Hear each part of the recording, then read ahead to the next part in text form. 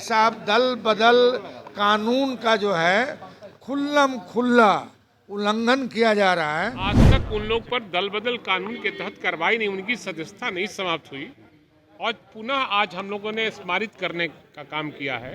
देश के अंदर संविधान है, दल बदल जब करता है तो उसके खिलाफ में अध्यक्ष को कार्रवाई करना होता है। गठबंधन के प्रतिनिधि मंडल आज बिहार विधानसभा पहुंचे और यहां पे बिहार विधानसभा के अध्यक्ष नंदकिशोर यादव से उन्होंने मुलाकात किया और ज्ञापन सौंपा। हम आपको पूरे मामला विस्तार से बताते हैं। जो फ्लोर टेस्ट हुआ था जब एनडीए की सरकार बिहार में बन रही थी, महागठबंधन की जब सरकार थी, राजद के जो बागी जो विधायक हो गए थे, व्हिप जारी होने के बावजूद भी राजद और कांग्रेस के विधायक जेडीयू और बीजेपी को यानी सरकार को समर्थन दिया था।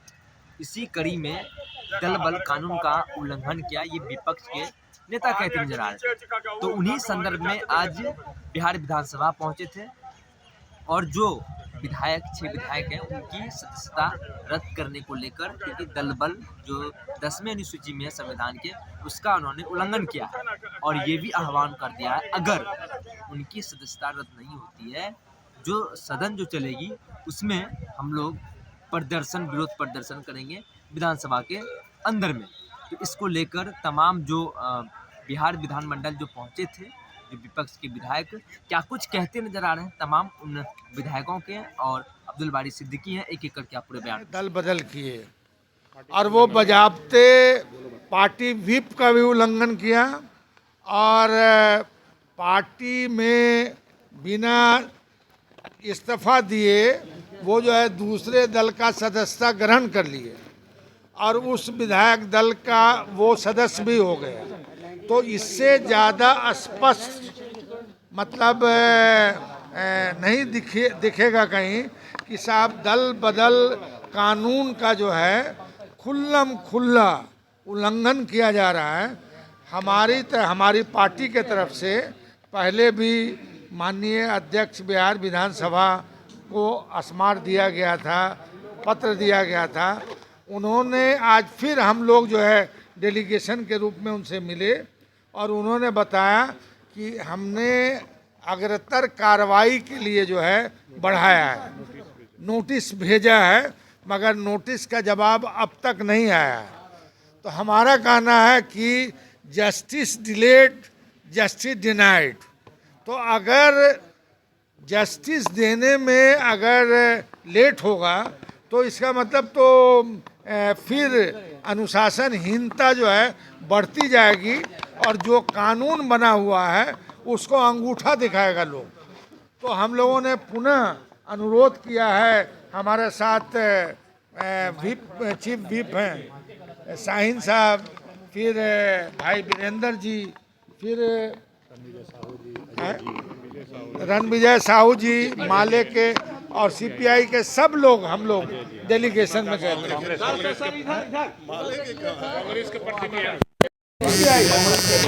चलिए और कांग्रेस की प्रतिमा जी, चलिए हम लोगों ने दिया है, उन्होंने आश्वस्त किया है कि साहब हमने पहले भी उन लोगों को भेजा है, सो कॉजेज पूछा है, अब तक जवाब नहीं आया है। देखिए, जैसे ही हम लोग वहाँ पहुँचे हैं और हम लोगों ने याद दिलाई कि हमारे नेता प्रतिपक्ष और चीफ व्हिप मिलकर आपको पत्र लिखा था कि जिन हमारे दल के जिन विधायकों ने, चाहे वो राजद के हों, कांग्रेस के हों, उन विधायकों ने वो जाकर और जदयू या फिर आप कह लीजिए बीजेपी के तरफ जाकर बैठे, उनके खिलाफ वे व्हिप का खिलाफत भी किया उन लोगों ने और आज तक उन लोग पर दल बदल कानून के तहत कार्रवाई नहीं, उनकी सदस्यता नहीं समाप्त हुई और पुनः आज हम लोगों ने स्मारित करने का काम किया है। उन्होंने कहा कि हम अग्रतर कार्रवाई कर रहे हैं, उस पर नोटिस गया है। मैं एक बात जरूर कहना चाहूँगा माननीय अध्यक्ष जी को आपके माध्यम से कि इस बार सदन चलने के पहले अगर उस पर कार्रवाई नहीं होती है तो फिर एक बार हम लोग हो हल्ला करेंगे, काम करेंगे और आवाज़ को बुलंद करने का काम करेंगे कि दल बदल कानून बना है उसका उल्लंघन जिन लोगों ने किया है उस पर कार्रवाई अभी तक नहीं हुई है। हम बहुत दुखित हैं कि संविधान के अनुसूचित 10 का काफ़ी खुला उल्लंघन किया गया है और उस पर कोई कार्रवाई नहीं। जो है ना आरजेडी, कांग्रेस, सीपीएम और जो है ना तीनों दल के लोग थे और सब लोगों ने इसी को बताया कि देश के अंदर संविधान है, दल बदल जब करता है तो उसके खिलाफ में अध्यक्ष को कार्रवाई करना होता है।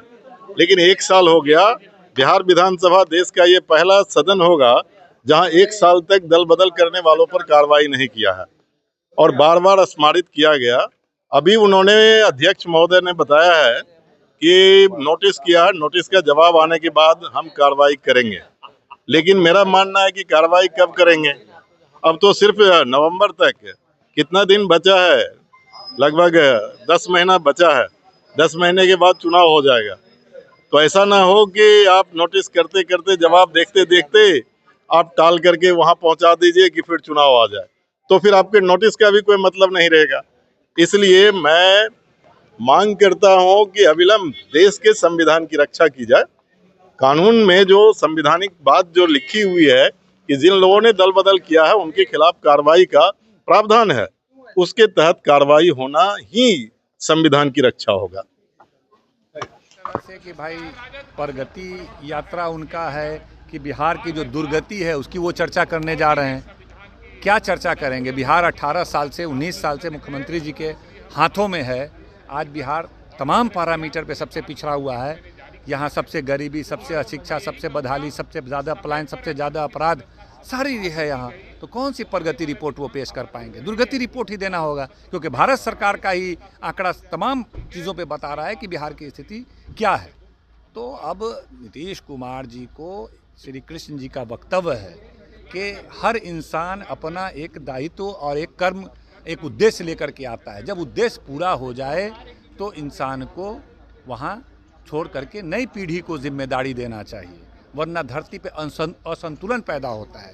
नीतीश कुमार जी जिस उद्देश्य से राजनीति में आए, मुख्यमंत्री का दायित्व संभाला, वो उद्देश्य उनका पूरा हुआ। जो वो कर सकते थे, रोड, नाली, बिजली किया, अब उन अपने दायित्व का उन्होंने पूरा किया है। अब उनको छोड़ करके किसी युवा को बिहार के बागडोर की जिम्मेदारी देनी चाहिए थी। जिस तरह श्री कृष्ण जी ने खुद ये दायित्व किया था और युधिष्ठिर को और तमाम पांडवों को कहा था कि अब तुम्हारा समय समाप्त हुआ, तुम्हारा उद्देश्य पूरा हुआ, अब नई पीढ़ी को यहाँ का हस्तिनापुर का राजगद्दी दो और तुम अब छोड़ दो, वरना असंतुलन धरती पे बनेगा। उसी तरह नीतीश कुमार को बिहार का संतुलन बनाए रखने के लिए उनका भी वक्त पूरा हो गया। जो उनका उद्देश्य था उन्होंने उसको करने का काम किया। जो भी काम उनकी समझदारी थी, जो भी विजन था वो करने का। अब उनका पद पे बने रहना बिहार को असंतुलन करने का काम करेगा। इसलिए युवा नेता तेजस्वी यादव जी को बागडोर सौंप करके उनको राजनीति से अलग होना चाहिए। तेजस्वी यादव भी बिहार की यात्रा पर हैं और विपक्ष, सत्ता पक्ष के लोग हैं, नेगेटिव लोग हैं, कह रहे हैं कि कैंडिडेट खोजो, यात्रा पर निकल रहे हैं, कैंडिडेट खोजने जा रहे हैं तेजस्वी यादव, तो चुनाव किनको लड़वाना? नहीं, वो कोई बात नहीं है। कैंडिडेट राजद के पास कमी है क्या? कैंडिडेट का कमी है। आपने देखा पिछले विधानसभा चुनाव में किस तरह से तेजस्वी यादव जी ने प्रचंड समर्थन उनको प्राप्त हुआ है। अब तो कोई रोक नहीं सकता है। अब बिहार में तेजस्वी यादव जी इस बार तय हैं। नीतीश कुमार जी को, जनता भी इस बात को मान रही है कि नीतीश कुमार जी को जो करने की क्षमता थी वह कर चुके। अब बिहार को तेज गति से एक युवा नेता ही ले जा सकता है और गरीबों के चेहरे पे मुस्कान, युवाओं के चेहरे पे मुस्कान और बिहार की उन्नति, तरक्की अब तेजस्वी यादव जी के माध्यम से ही संभव है। इसीलिए इस बार तेजस्वी यादव जी तय हैं और गरीबों को, महिलाओं को 25 में मुख्यमंत्री बने, निश्चित रूप से बने।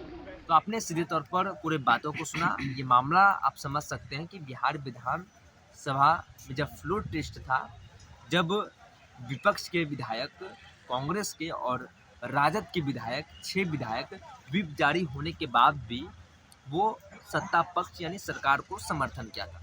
अब इसी कड़ी में जो है तमाम विपक्ष के जो विधायक हैं वो आज बिहार विधानसभा पहुंचे, नंदकिशोर यादव से मुलाकात की और उसके बाद ये कहते नजर आ रहे हैं कि उनकी सदस्यता रद्द होनी चाहिए। इस मामले को लेकर क्या प्रगति हुई है इसमें, तो उसको लेकर ये लोग यहाँ पे पहुँचे थे और उन्होंने साफ तौर पर ये चुनौती दे दी है कि अगर उनकी सदस्यता रद्द नहीं होती है, क्योंकि 10वीं अनुसूची, संविधान की जो 10वीं अनुसूची है, दल बल का जो कानून है, उसका उन्होंने उल्लंघन किया है। व्हिप जारी होने के बाद भी उन्होंने सरकार को यानी जेडीयू और बीजेपी को समर्थन किया। तो इसी कड़ी में आज पहुंचे थे किशोर यादव, जो कि बिहार विधानसभा के अध्यक्ष हैं। उनको उन्होंने जो विपक्ष की जो नेता है ज्ञापन सौंपा और सदस्यता रद्द करने की बात कही है। अगर उनकी सदस्यता रद्द नहीं होती है तो ये जो विपक्ष के जो विधायक हैं वो बिहार विधानसभा के अंदर अपना प्रदर्शन करते नजर आएंगे। तो बने रहिए आगे की अपडेट के लिए फर्स्ट बिहार झारखंड पर। मैं सबसे पटना गोल, जहां 27 वर्षों के सफर में 17,000 से भी अधिक छात्रों ने डॉक्टर एवं इंजीनियर बनकर भरे सफलता की ऊंची उड़ान, जहां साधारण छात्र भी झारखंड टॉपर्स बनकर बना रहे इतिहास। दूरदर्शी शिक्षाविद श्री विपिन सिंह के मार्गदर्शन में मेडिकल एवं इंजीनियरिंग के लाखों छात्रों के लिए आशा की किरण के रूप में गोल, नेशंस लीडिंग इंस्टीट्यूट।